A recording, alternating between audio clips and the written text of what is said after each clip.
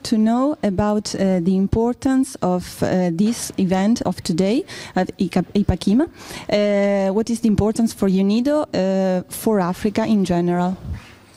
Well, this is an important conference. That's why I am here to support it in two respects. One, it highlights the challenge Africa faces, or the world faces, in terms of meeting food security. As we look at 2030, the world needs to increase food production by 50%. And Africa has the potential to meet that demand for the world. But second, why this conference is important?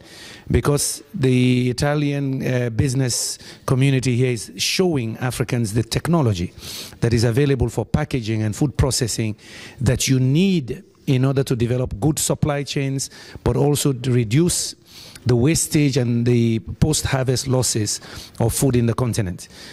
In some cases, 50% of what is produced goes rotten. And this conference is helping them to see the technologies and to do partnership with Italian businessmen. It's very important to the whole world. There are some countries who are now acquiring some lands in the African continent. Well, it is good for countries to be interested in investing in African agriculture. Some of us have been advocating for that for 30 years, but there was no interest. We are happy to see now that many countries would like to invest in agribusiness and agricultural production in Africa to feed their population, but also to feed the Africans now. However, we have to make sure that those investments are taking into consideration the interest of the Africans, that they protect the interest of rural people, their rights to land, and thirdly, the whole issue of environmental sustainability. Africa had experience in the past where some have come, invested in agriculture, cleared the land, and left after 7 years. And then they left ecological problems. So we hope this time, as the investment are coming in, which we need, that there will be interest and protection of environmental sustainability, Africa's rights, and the rights of the rural people. What is that Africa can do so that not to make mistakes as other countries have done in the past with the help in particular of the Italian technology? Well, generally Africa can learn from many.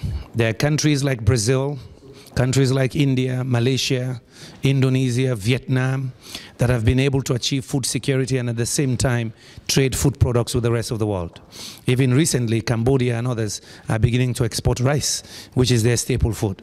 So there are many of those examples. At the same time, Africa can partner with countries like Italy. Italy has some of the best technologies for small and medium enterprises. Italy has been very successful in organizing small and medium enterprise business clusters and business districts. That has been the Italian success. Small businesses, competitive with good technology, targeting niche markets.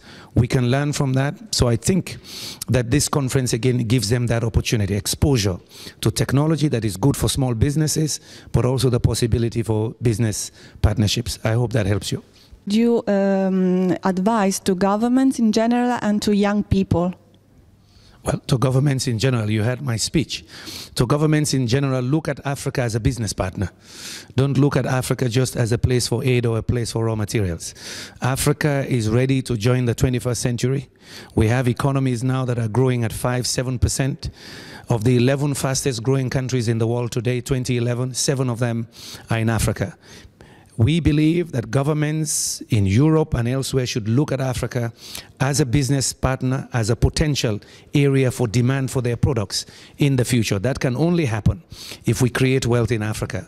If we have only an aid model that looks at Africa as a victim poor continent, that will not solve Africa's problems. We must look at Africa as a potential business partner and a competitive business environment.